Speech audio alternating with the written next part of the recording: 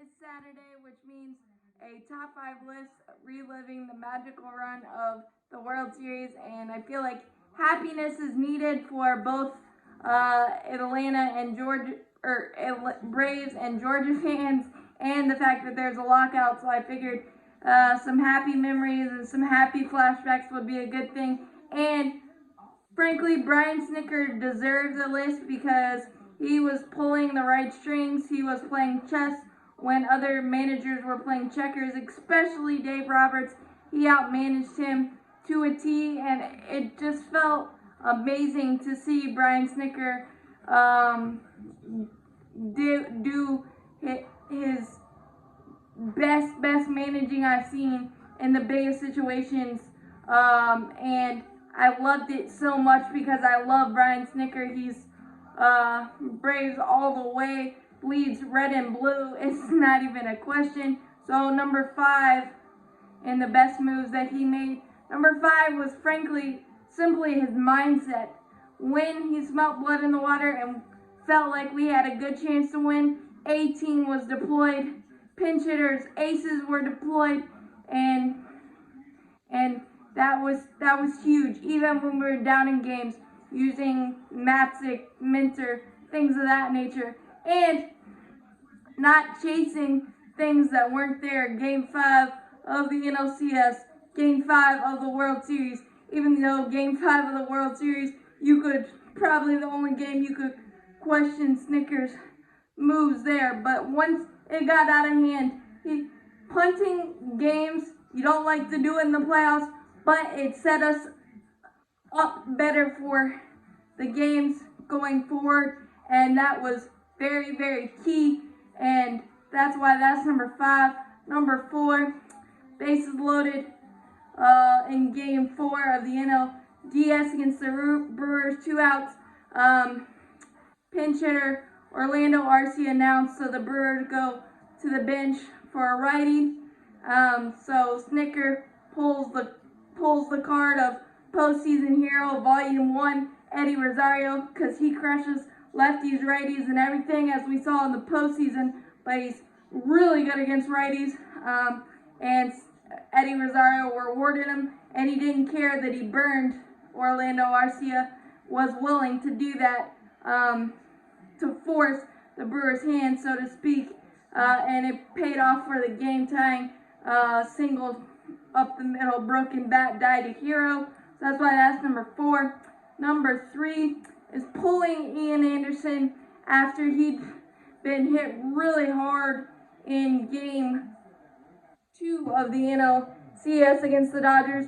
Yes, he was able to battle through 3 1/3, but was down 2-0, and the Dodgers were hitting lasers all over the ballpark, and Snitker had the feeling that it just wasn't going to go well, so he deployed the night shift. The night shift was able to keep us in the ball game. Austin Riley heroics, and then Eddie Rosario heroics at the end to walk it off. But pulling Ian Anderson was a tough decision because you want to eat up as many innings as possible and just keep your bullpen fresh. But he felt like it wasn't going to get better for Ian, made the move, and kept Ian's arm fresh for the playoffs down the road, and it kept us in the ball game even with 3 tough, gritty innings from Ian. But willingness to pull him super early helped set up our second walk-off win and a 2-0 series lead in the NLCS. So making the tough decisions wasn't tough for Brian Snitker, and he understood using his eyes instead of the numbers and the analytics was big in that case. That's why that's number 3.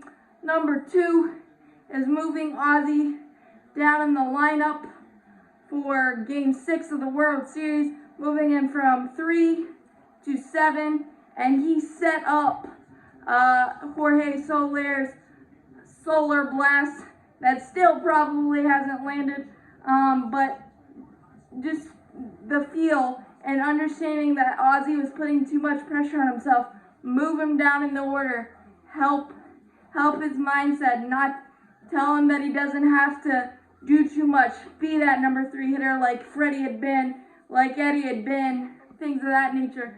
The 0-2 base hit. I think he had 3 hits on the night, that clinching night, and a walk as well. So the pulse of the team and Brian Snitker willing to make that change helped out big time. An 0-2 single started that whole rally against Garcia. So that's why that's number 2. And number 1, it all involves Ian Anderson, pulling Ian Anderson in Game 6 of the NLCS after 4 great, glorious innings.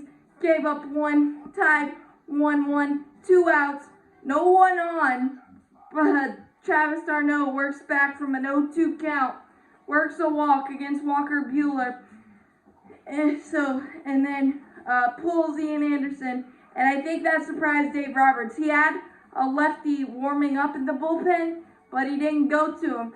And Edgar Adrianza, righty against Walker Buehler, again a broken bat double, bat dies a hero, 2nd and 3rd, 2 outs. I don't know why Dave Roberts did not go to the lefty he had warming up in the bullpen. I'm really glad he didn't, because Eddie Rosario sent the 3-run shockwave game-winning homer, sending us to the World Series after that epic at-bat.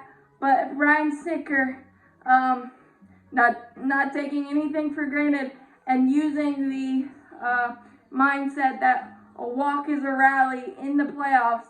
And I think that kind of caught Dave Roberts off guard, thinking, okay, because Ian Anderson is pitching so well, there's no way he would make that move.